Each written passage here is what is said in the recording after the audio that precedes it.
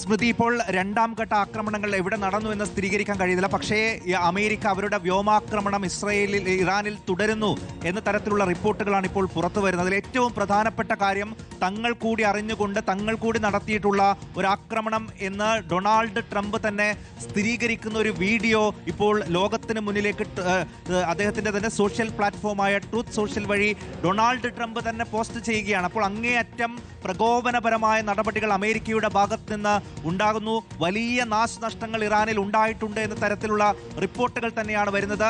ഇറാനിലെ മുഴുവൻ ആശുപത്രികൾക്കും high alert ഇപ്പോൾ നൽകിയിരിക്കുകയാണ്. ആംബുലൻസുകൾ അങ്ങോട്ടും ഇങ്ങോട്ടും പരക്കം പായുകയാണ് എന്ന തരത്തിലുള്ള റിപ്പോർട്ടുകൾ കൂടി ഇപ്പോൾ വരുന്നു. അടിയന്തര സാഹചര്യം എന്നാണ് അവരുടെ ഹെൽത്ത് മിനിസ്ട്രി തന്നെ അറിയിക്കുന്നത്.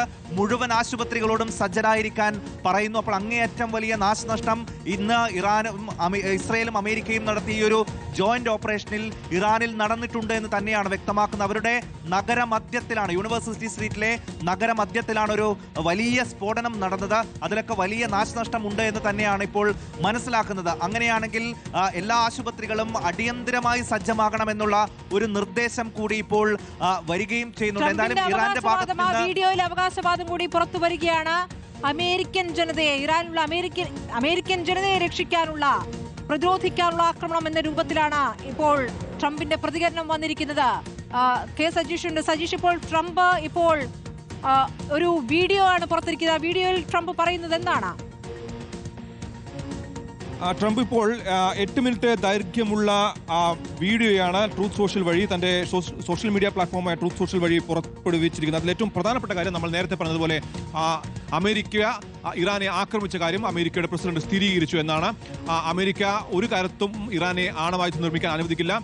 അതിന്റെ കൂടി ഭാഗമാണ് ഈ ആക്രമണം. ഇസ്രയേലുമായിട്ടുള്ള ജോയിന്റ് കോമ്പിനേഷൻ ആക്രമണമാണ് എന്നും അദ്ദേഹം സ്ഥിരീകരിക്കുന്നു. ഏതായാലും ഏറ്റവും പ്രധാനപ്പെട്ട ഒരു കാര്യം, അമേരിക്ക ഇതുമായി ബന്ധപ്പെട്ട കാര്യങ്ങൾ സ്ഥിരീകരിച്ചു കഴിഞ്ഞിരിക്കുന്നു. മറ്റൊരു കാര്യം നമുക്കറിയാം, നേരത്തെ തന്നെ അമേരിക്കയുടെ 2 പ്രധാനപ്പെട്ട വിമാനവാഹിനി കപ്പലുകൾ മിഡിൽ ഈസ്റ്റിലേക്ക് തിരിച്ചിരുന്നു.